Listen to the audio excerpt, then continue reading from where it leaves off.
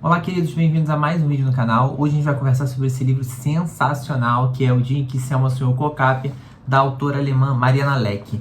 Eu acredito que seja assim que se pronuncia, dei uma brasileirada, porque naturalmente eu não sei falar alemão. De qualquer forma, antes da gente comentar, o que é um Okapi, que eu presumo que seja isso que você deve estar se perguntando aí nesse momento, que foi isso que eu me perguntei quando eu comprei o livro e também vários amigos e conhecidos, quando me viam lendo essa obra, me perguntavam, mas o que é um Okapi? Eu gostaria de pedir para vocês não se esquecerem de se inscrever no canal, caso vocês não sejam inscritos, acionar o sininho para receber as notificações dos vídeos quando forem lançados aqui no canal, que geralmente são aos domingos, às 9 da manhã. E também avisá-los que desde a semana passada o canal, eu e meu irmão, nos tornamos associados da Amazon. E o que significa isso? Significa que toda vez que vocês adquirirem, comprarem algum produto, pode ser qualquer produto, desde que, através dos links que a gente disponibiliza aqui para vocês, uma parte dessa compra, uma porcentagem a título de comissão, é transferida para o canal. E com isso, eventualmente, a gente vai poder começar a investir na produção do nosso conteúdo, comprar, por exemplo, um microfone, que eu sei que é algo que vocês há muito tempo estão pedindo aí, solicitando, porque eu sei que o áudio não é muito bom, tem eco e tudo mais, enfim, vocês têm toda a razão.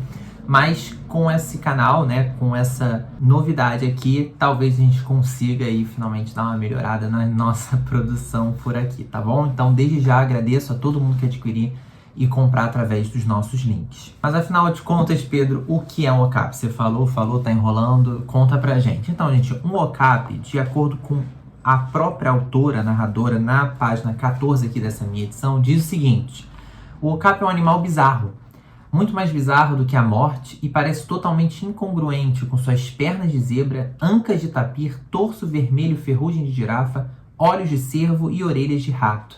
Um Okapi é implausível ao extremo, tanto na realidade quanto nos sonhos nefastos de uma mulher nas montanhas de Westwald. E aí ele continua. O Okapi foi descoberto na África há apenas 82 anos. Trata-se do último grande mamífero descoberto pelo ser humano. Ao menos é o que se acredita. Supõe-se que seja verdade, pois nada é capaz de superar um Okapi. Provavelmente alguém já tinha divisado extraoficialmente com o Okapi muito antes, mas talvez essa pessoa, ao se deparar com o Okapi, tivesse achado estar sonhando ou ter perdido o juízo. Porque um Okapi, principalmente quando aparece de súbito e inesperadamente, passa a impressão de ser um devaneio dos grandes.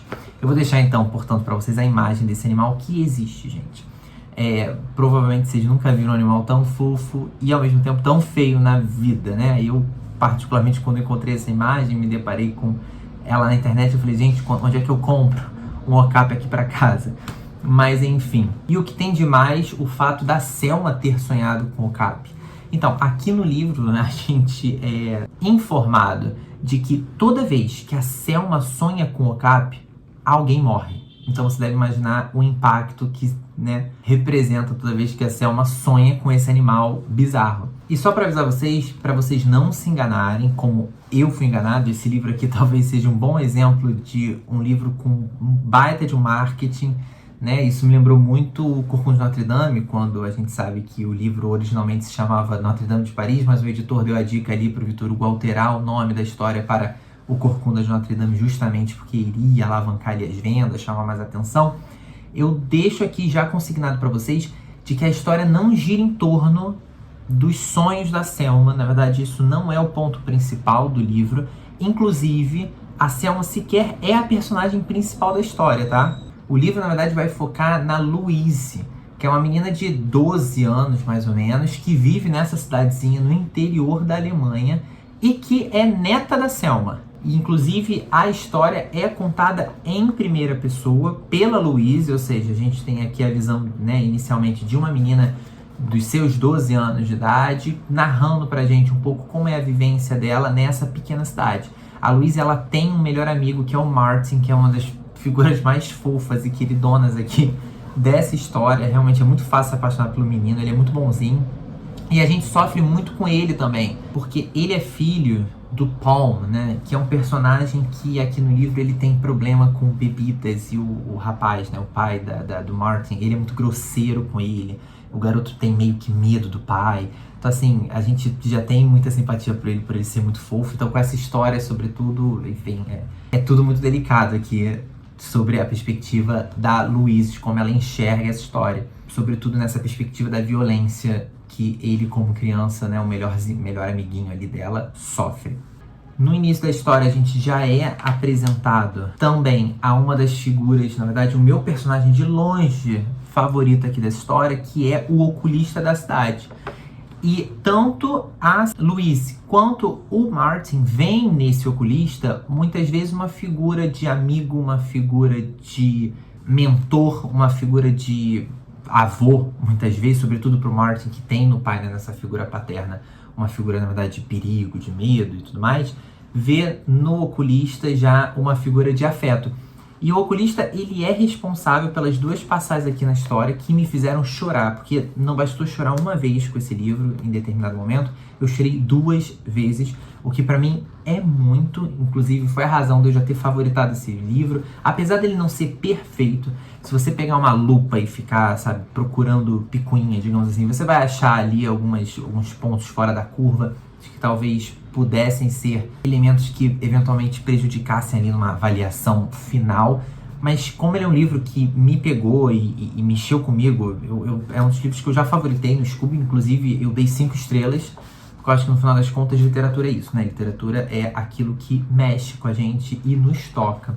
E esse oculista tem algo interessante em relação a ele, é que ele sempre foi apaixonado pela Selma, mas ele nunca teve coragem de contar para ela, né? Inclusive, é muito interessante que os capítulos que focam aqui no oculista, nos é apresentado que o oculista possui vozes em sua cabeça que representa claramente a insegurança dele e a ansiedade. Na página, por exemplo, 164 aqui dessa edição, diz o seguinte, ó: as vozes internas lembravam regularmente o oculista de tudo que ele tinha feito de errado ou tinha deixado totalmente de fazer. Elas escolhiam coisas ao acaso, de qualquer época da vida do oculista, e as lançavam diante de seus pés nus. E não se importavam nem um pouco pelo fato de o oculista não ter feito essas coisas justamente porque as vozes o tinham demovido. Elas o lembravam de tudo que ele tinha deixado de fazer por sua causa. Abre aspas. Nem aos 6 anos você saltava no riacho da macieira, elas diziam, por exemplo, embora todos os outros se arriscassem.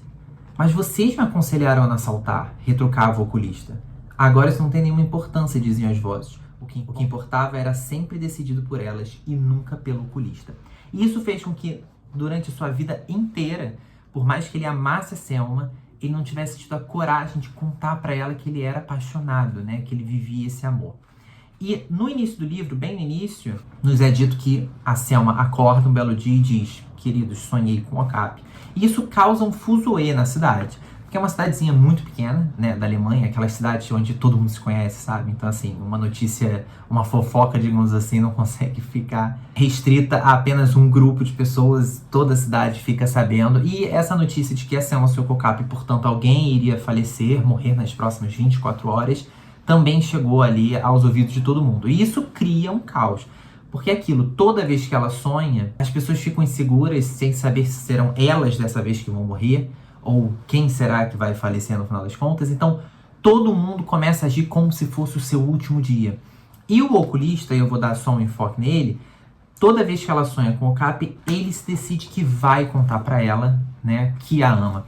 Mas ele nunca consegue. Isso é muito frustrante. Em determinado momento, a gente tem aqui uma passagem, né, de todas as cartas que ele começou a escrever para ela, mas que ele nunca teve coragem de entregar. Então, por exemplo, na página 272, tem a seguinte passagem, né, o seguinte recorte. Querida Selma, é maravilhoso quão rápido Luiz aprendeu a ler. Há pouco, quando estávamos sentados na sorveteria e o Amor Secreto Médio, que é o nome de um sorvete ali que faz sucesso na cidade, e ele não termina a carta. No outro momento, ele diz, né, ele escreve, melhor dizendo, querida Selma, será que você acredita que Marlies tem um parafuso solto? Assim como o maluco Hazel? Quero dizer que ela tem uma doença mental? Me perguntei isso hoje mais uma vez. A propósito de parafuso solto, você também vai me achar um maluco quando eu te... E ele não termina a carta. Mais uma outra passagem só para finalizar os exemplos.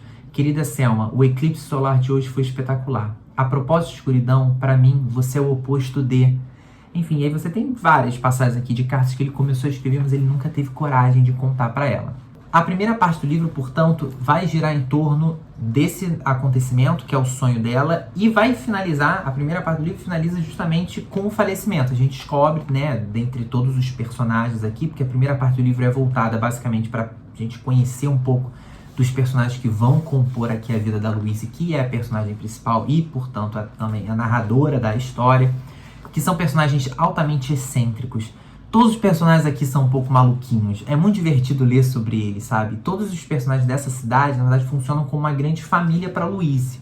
Uma família, muitas vezes, que ela não possui. Apesar dela ter a figura da Selma como avó, que é uma figura muito próxima dela, ela, por exemplo, não tem uma proximidade muito grande com a mãe. E isso é falado expressamente aqui, né? A mãe mantém uma distância da Louise simbólica, digamos assim. Uma distância de afeto. Ela é uma mulher muito, muito dura, muito distante mesmo, assim, e não consegue se relacionar e criar uma conexão muito próxima com a filha. Ao passo que o pai dela, em determinado momento aqui da história, ele vai começar a viajar ao mundo e todos os anos, todos os meses, todos os semestres, ele tá num lugar diferente e fica mandando cartas para a filha. E aí ele tem um distanciamento realmente físico. Então, os moradores da cidade, seja o dono da sorveteria, seja o oculista, seja o psicanalista, seja, enfim, todos os personagens que rondam, que vivem nessa cidade, vão funcionar para Louise justamente como a grande, né, a família dela. E nessa primeira parte do livro, o que a gente tem é justamente a apresentação desses personagens e também o desenrolar sobre quem é o personagem que vai falecer, porque começa o livro, né, a Selma sonhando com o Cap e termina a primeira parte do livro sendo anunciado quem é a pessoa que morre na cidade. A partir de então, a segunda e a terceira parte do livro, a gente vai acompanhar o desenvolvimento da Louise no futuro, né, nos próximos anos. Na segunda parte ela já tem cerca de 20 e poucos anos, e na terceira cerca de 30. A história se torna basicamente uma história de amor. Eu posso, né, até dizer isso, porque a segunda parte aqui dessa obra, o que acontece é que a Louise, em determinado momento, o cachorro dela some, que se chama Lasca, e ela tá procurando, junto com boa parte da cidade também, né? Porque, como eu disse, todo mundo ali se ajuda, é uma grande comunidade. E ela acaba cruzando com um grupo de monges budistas. E ela se apaixona pelo Frederick, que é também um personagem excêntrico, não posso nem... O cara é um monge budista. E mora no Japão. Então, durante muito tempo, essa relação deles vai se desenvolver a partir de cartas e, enfim, também tem esse distanciamento entre os dois. Ele vai visitá-la na Alemanha em determinado momento depois, e é muito bacana como ela faz com que todos os membros, assim, da cidade que funcionam, lembre-se, como familiares dela, o conheçam. E também, então, assim, você tem passagens muito engraçadas aqui no livro, porque todos são personagens muito interessantes, assim, sabe? Todos têm alguma qualidade ou alguma característica muito marcante. E aí fica aqueles momentos meio constrangedores, quando você vai apresentar um namorado pra família e você tem aquele tio meio sem noção. Então, a mesma coisa, ela vai apresentando pros membros ali da cidade, sempre tem aquele sem noção que vai ficar infernizando o cara, perguntando sobre o budismo, como é que é o Japão, como é que é isso, como é que é aquilo. Mas enfim, é um livro, gente, no geral, muito emocionante. Você tem passagens aqui, você vai querer marcar tudo, sabe, que você puder, porque você tá lendo de forma despretensiosa e de repente quando você vê, você se depara com uma frase que você fala, meu Deus, e aquilo fica martelando na sua cabeça. Eu poderia abrir aqui, por exemplo, aleatoriamente, qualquer passagem, eu encontraria para vocês aqui algo que poderia, né, alugar um triplex na cabeça de vocês. Por exemplo, abri aqui na página 249, abre aspas, nem sempre é possível escolher as aventuras para as quais fomos feitos. E aí você lê uma coisa dessas assim, sem estar preparado para isso, e aí tu fica, gente, mas que sensacional. Então é um livro que vai falar muito sobre vida. É um livro, assim, muito delicado. A escrita da Mariana, ela é uma escrita leve, mas sem ser forçado. Você em nenhum momento sente que ela está escrevendo e está querendo, de alguma forma, parecer algo que não é. É uma fragrância sempre doce, mas nunca enjoativa, entende? O livro. Eu acho que ele é muito bem dosado. E isso é uma coisa que me deixou muito impressionado. Porque geralmente eu não gosto muito de livros nessa pegada, sabe? Eu sempre acho tudo muito forçado, ou acho tudo muito piegas. Mas nesse livro não. Realmente ele é leve, ele é interessante, ele vai trazer aqui questionamentos e reflexões de vida. Por exemplo, para quem ama autoajuda, pegar um romance desse vai cair com uma luva. Mas para quem não curte também, não seria um problema, porque esse livro tem uma história, interessante, tem personagens que cativam a gente. Mais uma vez eu reflito, o oculista é um personagem que eu vou levar pra mim pelo resto da vida, provavelmente, porque ele é um queridão, vocês têm que conhecê-lo. E fica a minha recomendação para todos vocês, que vocês conheçam essa obra, porque de verdade é uma das melhores leituras que eu fiz esse ano e me pegou muito de surpresa. Inclusive, é um livro contemporâneo, se não me engano, ele foi lançado acho que pelo ano de 2014 ou algo do gênero. Eu não tenho muito costume de ler, né, literatura contemporânea. Nada contra o que está sendo produzido hoje em dia, eu só realmente não fico muito atento. Eu acabo lendo coisas mais antigas, eu não sou daqueles que ficam, né, endeusando, fazendo ódios ao passado e renegando o que está sendo produzido hoje em dia ou o futuro. Não sou desses. Mas me pegou muito de surpresa, fiquei muito contente com essa leiturinha aqui. Fica, portanto, a recomendação para que vocês leiam esse livro. Agora, eu queria só conversar com vocês, e para isso eu preciso me despedir do pessoal que não leu o livro, porque agora eu preciso comentar alguns detalhes que talvez sejam considerados, não, são considerados spoiler, mas é só para comentar quais foram as 2 passagens que mexeram comigo, e aí eu preciso ter essa conversa franca justamente com quem já leu o livro. Então eu vou me despedir de quem não leu e quem se importa com spoiler. Um grande beijo e até o próximo domingo. Para quem ficou, justamente vamos conversar aqui sobre quais foram as 2 passagens que mexeram muito comigo. Então, no final da primeira parte do romance, a gente sabe que quem morre é o amiguinho dela, né, o Martin. E, por um lado, eu fui pego de surpresa. Fui pego de surpresa mais porque eu pensei que o livro todo se passaria num dia, foi aquilo que eu comentei no início, né? Eu caí naquela do marketing do livro, eu achei que o livro todo iria girar em torno disso. E quando eu vi que no final da primeira parte já seria revelado quem iria morrer, eu não estava esperando, e aí logo descobri que foi o Martin, um amiguinho dela.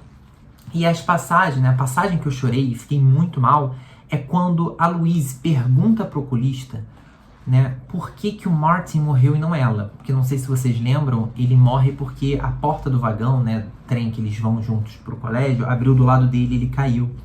E ela pergunta, por que não abriu a minha porta? Por que não foi a minha porta que abriu e aconteceu isso comigo? Por que vai acontecer logo com ele? E o oculista vai traçar aqui, né, vai ter um discurso muito triste, porque ele vai dizer basicamente assim para ela: eu já lhe ensinei muito sobre a vida, eu já lhe ensinei sobre astrologia, eu já lhe ensinei sobre botânica, eu já lhe ensinei sobre anatomia, eu estaria aqui para quando você crescer, eu te ensinar sobre matemática, te ensinar sobre gramática, te ensinar sobre todas as coisas, e pro que eu não tiver resposta, eu vou estudar, e eu vou dar um jeito de te passar todo o conhecimento que eu tenho. Mas tem algo que eu nunca vou saber responder, que é justamente por que ele, não você. E ele, claro, de uma forma muito mais bonita, né? Quando você lê aqui na passagem, né, no livro, você realmente fica bem mexido. Porque é aquela máxima, né? De realmente tem coisas na vida que não tem resposta. E não adianta a gente ficar nessa de tentar buscar, porque você não vai encontrar. Tem coisas que não tem lógica, não é uma questão matemática, científica. As coisas apenas são. E a outra passagem também que mexeu muito no livro, essa realmente, e eu vou até deixar uma imagem aqui para vocês, do momento que eu terminei de ler o livro, que foi inclusive quando eu li essa passagem. Então assim, foi um momento muito especial para mim, porque eu estava perto de um lago, enfim, uma coisa muito linda. Que é quando o oculista, né, na última parte do livro, a Selma sonha mais uma vez com o Okapi, ou seja, a gente sabe que alguém vai morrer, e ela já está prevendo que vai ser ela. Ela tá muito velhinha, né? A Selma tá muito debilitada já. E ela tá acamada e ela quer ler alguma coisa. Ela diz assim, eu queria ler alguma coisa, mas não sei o que. E aí a Louise pega todos os livros que tem na casa, entrega pra ela e ela não quer ler aquilo. Ela tá saco cheio, ela não sabe exatamente que ela tá inquieta. E aí o oculista tem uma ideia. Ele vai na casa dele, pega todas as caixas, todos os arquivos que ele tem, com as cartas que ele escreveu ao longo de todas as décadas, né, aquelas cartas que eu li para vocês agora há pouco, e entrega para ela. E ela começa a ler. Na verdade, ela pede pro oculista ler para ela e ele lê tudo. Ou seja, bem perto do final da vida dela, né, perto da morte, ele consegue contar e assumir para ela. E aí ela diz, leia para mim. Na página 273, abre aspas. O oculista continuou lendo até meia-noite, quando ficou rouco. Preciso de uma pausa, Selma, ele disse. Ela olhou para o oculista com os olhos brilhando. Em seguida, puxou para perto de si e levou a boca bem perto do ouvido dele. Obrigada por me trazer no final tantos começos, ela sussurrou. E obrigada por não ter me dito nada durante toda a vida. Senão talvez não pudéssemos tê-la passado juntos. Imagine só. E aí, é aquele questionamento de, ok, de fato ele nunca contou pra ela que o amava, mas eles tiveram uma vida juntos, porque o marido da Selma, né, quando começa a história, comenta que ele já faleceu há alguns anos. E eles são muito próximos, Então, assim, apesar dele não ter contado pra ela que de fato era apaixonado, apesar deles não terem vivido um romance, de certa forma eles viveram um romance. Porque o oculista e a Selma sempre foram muito próximos. Eles eram como se fossem melhores amigos. E nesse momento aqui de despedida dela, ele ter revelado que foi apaixonado por ela foi uma coisa que mexeu muito comigo. Eu fiquei realmente bem emocionado. Recomendo, portanto, demais a releitura. Então, se você tá aqui e já leu esse livro, recomendo a releitura pra vocês. Eu tenho certeza também que eu vou querer reler esse livro um dia. E é isso, queridos. Espero que vocês tenham gostado do vídeo. Hoje eu estou solo, né? Eu e meu irmão agora a gente tá fazendo um pouco assim. Algumas resenhas a gente vai fazer individuais. Espero, portanto, encontrá-los no próximo domingo. Fiquem com Deus, um grande beijo e até a próxima.